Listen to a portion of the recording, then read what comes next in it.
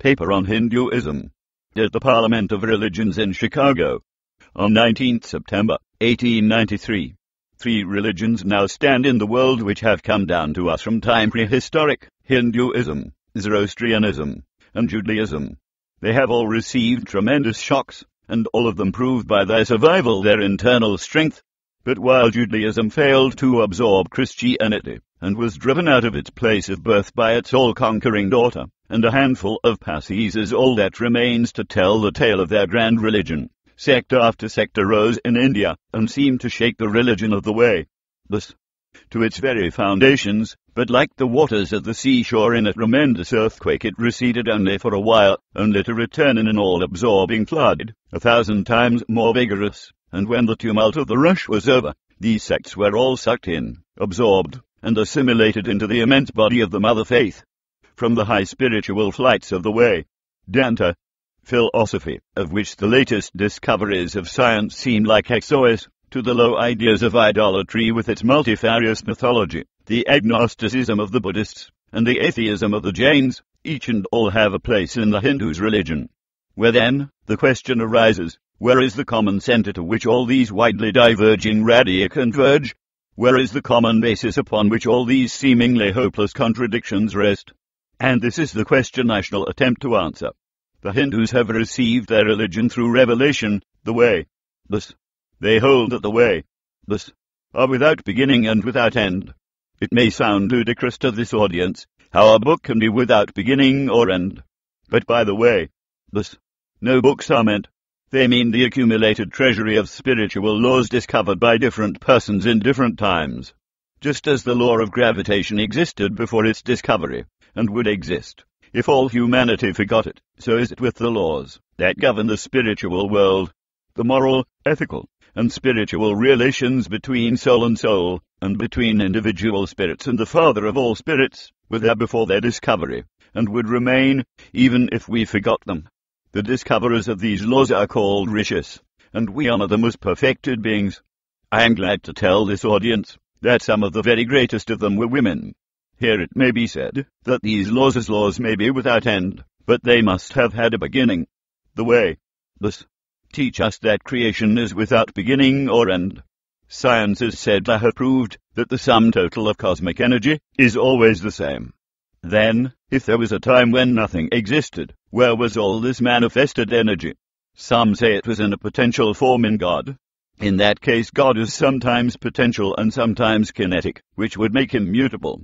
Everything mutable is a compound, and everything compound must undergo that change which is called destruction. So God would die, which is absurd.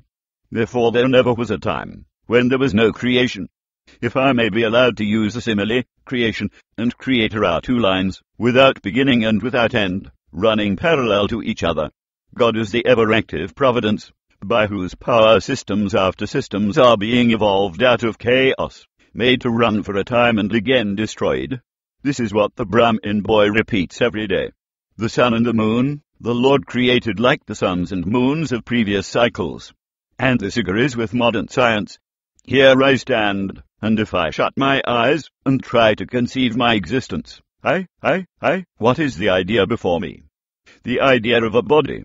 Am I, then, nothing but a combination of material substances? The way, thus, declare, no. I am a spirit living in a body. I am not the body. The body will die, but I shall not die. Here am I in this body. It will fall, but I shall go on living. I had also a past. The soul was not created, for creation means a combination which means a certain future dissolution. If then the soul was created, it must die. Some are born happy, enjoy perfect health, with beautiful body, mental vigor and all wants supplied. Others are born miserable, some are without hands or feet, others again are idiots and only drag on a wretched existence.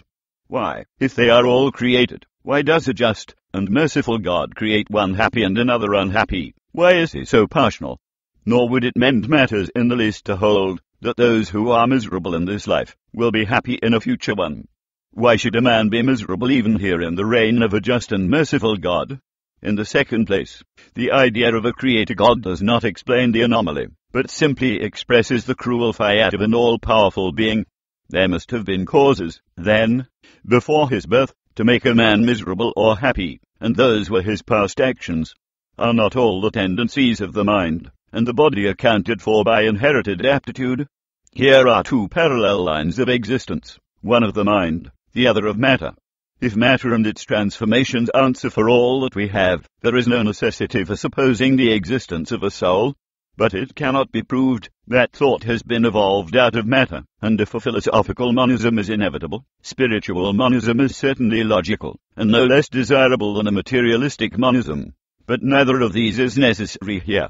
We cannot deny that bodies acquire certain tendencies from heredity, but those tendencies only mean the physical configuration, through which a peculiar mind alone can act in a peculiar way.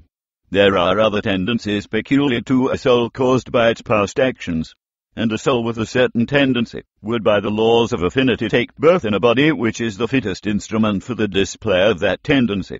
This is in accord with science, for science wants to explain everything by habit, and habit is got through repetitions.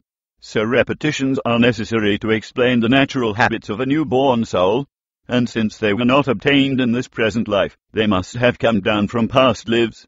There is another suggestion. Taking all these for granted, how is it that I do not remember anything of my past life? This can be easily explained. I am now speaking English.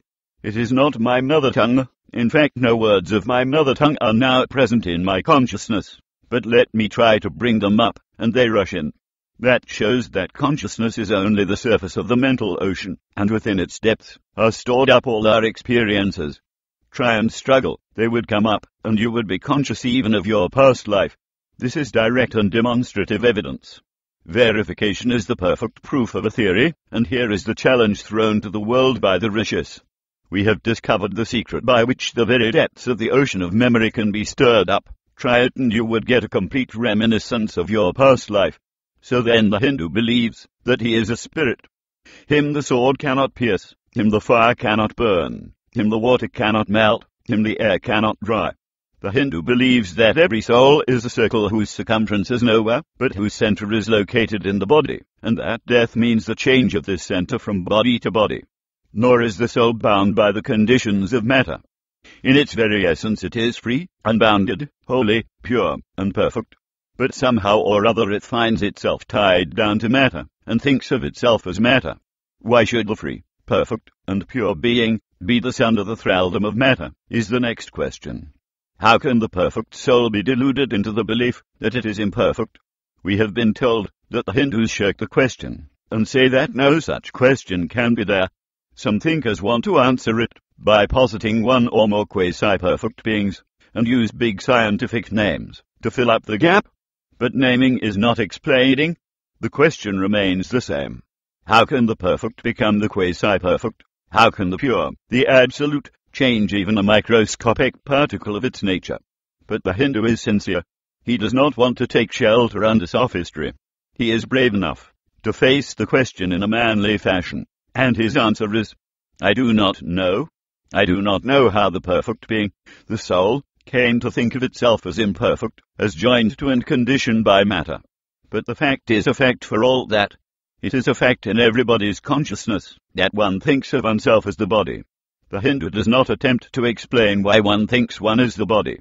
The answer that it is the will of God is no explanation. This is nothing more than what the Hindu says, I do not know. Well, then, the human soul is eternal and immortal, perfect and infinite, and death means only a change of center from one body to another. The present is determined by our past actions, and the future by the present. The soul will go on evolving up, or reverting back from birth to birth and death to death. But here is another question. Is man a tiny boat in a tempest, raised one moment on the foamy crest of a billow, and dashed down into a yawning chasm the next, rolling to and fro at the mercy of good and bad actions, a powerless, helpless wreck in an ever-aging, ever-rushing, uncompromising current of cause and effect, a little moth placed under the wheel of causation which rolls on crushing everything in its way and waits, not for the widow's tears or the orphan's cry,